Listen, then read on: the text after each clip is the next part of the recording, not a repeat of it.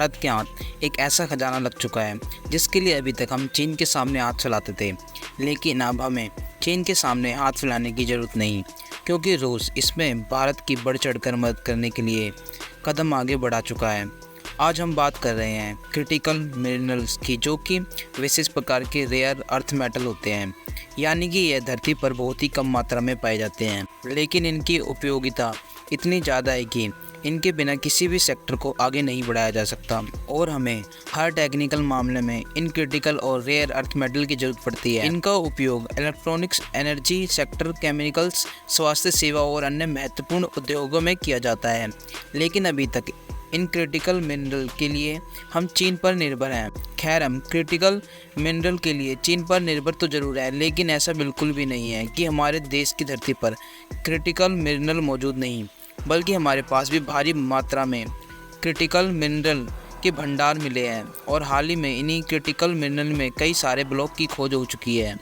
बस केवल हमारे पास इन्हें एक्सप्लोर करने और निकालने की टेक्नोलॉजी बहुत ही कम है, इसलिए हम अभी तक चीन से ही ज़्यादातर क्रिटिकल मिनरल एक्सपोर्ट करते आए हैं।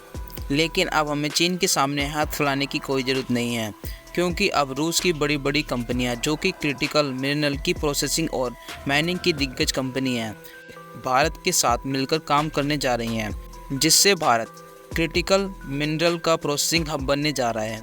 पूरी अपडेट क्या है इस वीडियो में समझते हैं। लेकिन अब भारत की निर्भरता चीन से कम होने जा रही है और भारत की क्रिटिकल मिनरल प्रोसेसिंग का हब बनने जा रहा है।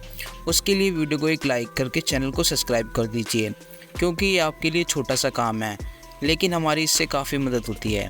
दरअसल क्रिटिकल मिनरल ऐसे एलिमेंट हैं जिन्हें एक प्रकार से खजाना माना जा सकता है, क्योंकि इनकी उपयोगिता अपरंपार है और इनका उपयोग इलेक्ट्रॉनिक और मशीनी कंपोनेंट से लेकर बैटरी, सेमीकंडक्टर और स्टोरेज जैसी डिवाइसेस को बनाने में काफ़ी ज़्यादा उपयोग होता है। इसलिए जो क्रिटिकल और रेयर अर्थ मेटल हैं, ये काफ़ी ज़्यादा एक्सपेंसिव होते हैं और अभी तक इन क्रिटिकल मिनरल हम ज़्यादातर चीन से खरीदते आए हैं, जिसके लिए भारत का ज़्यादातर इन्वेस्टमेंट इसी क्रिटिकल मिनरल को खरीदने में ही चला जाता है।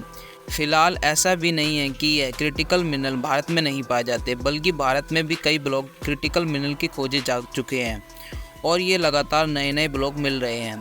लेकिन समस्या वाली बात यह है कि एक्सप्लोर करने और प्रॉपर प्रोसेसिंग करने की टेक्नोलॉजी हमारे पास नहीं है, इसलिए हमें मजबूरन चीन से क्रिटिकल मेटल को मांगना पड़ता है। क्रिटिकल मिनरल की बात करें तो क्रिटिकल मिनरल में लिथियम, कोबाल्ट, निकल और ग्रेफाइट के साथ अन्य रेल मेटल आते हैं, जो कि पृथ्वी पर बहुत ही कम मात्रा में पाए जाते हैं।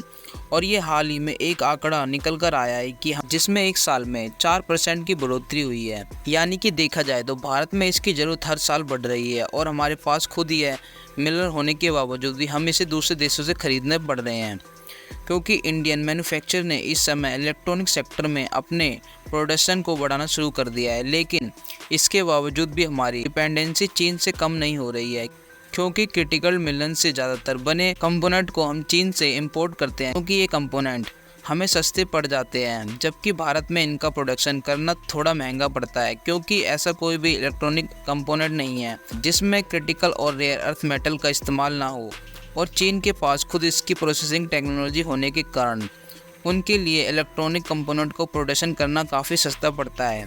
हालांकि भारत के पास भी कुछ क्रिटिकल मिनरल की प्रोसेसिंग टेक्नोलॉजी है, लेकिन सभी प्रकार के क्रिटिकल मिनरल की प्रोसेसिंग टेक्नोलॉजी हमारे पास नहीं है। आपको बता दें, केवल भारत ही नहीं बल्कि दुनिया के लगभग कई देश इस समय परेशान हैं, जो कि क्रिटिकल कंपोनेंट की माइनिंग के लिए चीनी कंपनियों की मदद लेते हैं। ऐसा इसलिए क्योंकि हाल ही में चीन की तरफ से क्रिटिकल कंपोनेंट की प्रोसेसिंग टेक्नोलॉजी पर रोक लगा दिया गया है, जिससे वह देश भी इस तरीके की मिनरल्स की माइनिंग नहीं कर पा रहे हैं। लेकिन चीन की तरफ से इस टेक्नोलॉजी पर रोक लगाया जाना था, भारत के लिए नई अपॉर्चुनिटी बन गया है, क्योंकि चीन की तरफ से इस पर जनवरी के महीने में बैन लगाया गया था। लेकिन अब रूस इसमें भारत की बढ़ चढ़कर मदद करने वाला है, क्योंकि आपको मालूम होगा तो रूस एक समय सुपर पावर हुआ करता था। हालांकि आर्थिक स्थिति पिछले कुछ सालों में गड़बड़ी हुई है, लेकिन रूस के पास अभी भी वह टेक्नोलॉजी जिसके बलबूते पर रूस ने अपने आप को सुपर पावर बनाया था, क्योंकि किसी भी देश की अर्थव्यवस्था को मजबूत बनाए रखने के लिए इन क्रिटिकल मिनरल की बहुत बड़ी इन्वॉल्वमेंट होती है। इसलिए आज के समय में रूस इस तरीके के कंपोनेंट की माइनिंग और प्रोसेसिंग करने के मामले में अन्य देशों से कई आगे है। फिलहाल रूस की जो कंपनियां इस समय भारत की मदद करने जा रही हैं उसमें डायमंड निकलने और लिथियम माइनिंग और एक्सट्रैक्शन की अलग अलग कंपनियां शामिल हैं। और रूस में एक ऐसी भी कंपनी है जो कि डायमंड की माइनिंग करने के मामले में दुनिया की सबसे बड़ी कंपनी में से एक है। रिपोर्ट की माने तो लिथियम के लिए भारत के जम्मू कश्मीर में कई ब्लॉक मौजूद है जहां पर इसकी माइनिंग और प्रोसेसिंग की जाएगी।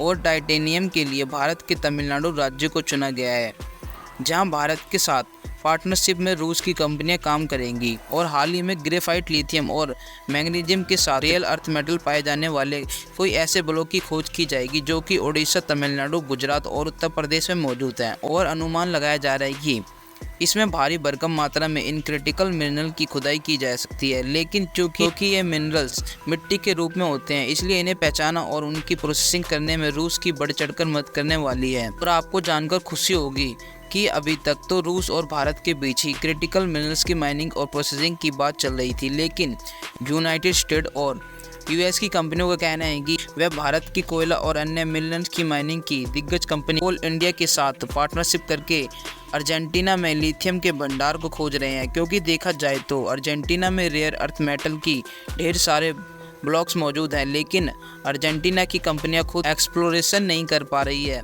यानी कि भारत और यूएस दोनों के लिए मुनाफे का सौदा हो सकता है। बाकी आपको क्या लगता है, रूस और अमेरिका की कंपनियों की मदद से भारत क्रिटिकल मिनरल की माइनिंग और प्रोसेसिंग के मामले में आत्मनिर्भर बन पाएगा या नहीं? अपनी राय कमेंट में जरूर बताएं और इस वीडियो को एक लाइक करके अपने मित्र तक शेयर करें। और इसी तरह नॉलेजेबल वीडियो देखने के लिए चैनल को सब्सक्राइब करके बेल आइकन को ऑन कर लीजिए ताकि आपको ऐसी जानकारी मिलती रहे। एक और ज़रूरी जानकारी, विदेशों में रहने वाले भारतीयों ने कर दिया कमाल। विदेशी भारतीयों ने बीते साल 2023 में 120 अरब डॉलर भारत भेजे। वर्ल्ड बैंक की रिपोर्ट के मुताबिक विदेश में बसे भारतीयों की ओर से देश भेजे गए पैसे चीन, मैक्सिको जैसे देशों को पीछे छोड़ दिया। इस तरह के पैसे के मामले में भारत के मुताबिक चीन के पास आधे से भी कम रकम आती है। पाकिस्तान की बात करें तो विदेशी धरती पर रहने वाले पाकिस्तानी भारतीयों के मुकाबले एक चौथाई पैसा भी नहीं भेजते हैं। बीते साल विदेश में रहने वाले मैक्सिको के लोगों ने 66 अरब डॉलर अपने देश भेजा। अमेरिका में रह रहे भारतीयों में सबसे ज़्यादा पैसा स्वदेश भेजा।